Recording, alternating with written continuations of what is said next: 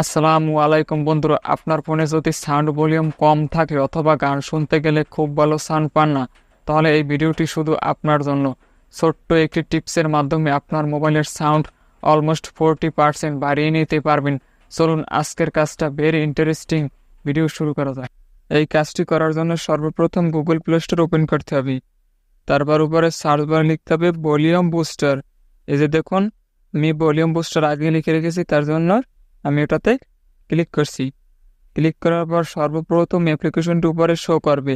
আপনারা এই যে লোগোটি দেখুন, লোগোটি দেখে ইনস্টল করে নেবেন। আমি অলরেডি আগে ইনস্টল করে রেখেছি, তার জন্য ওপেন করছি। ওপেন করার পর ক্লাউসেলি অ্যালাউ দিয়ে দিবেন, আমি অ্যালাউ দিয়ে দিচ্ছি। তারপর নিচে দেখুন বুস্টার নামে একটি অপশন আছে, ওটা আপনারা 25 করে দিবেন। আমি 25 করে দিচ্ছি।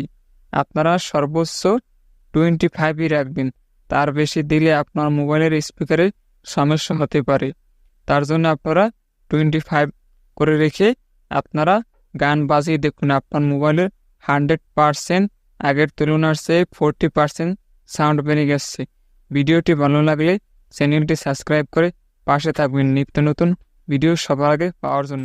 ধন্যবাদ এতক্ষণ ভিডিওটি দেখার জন্য।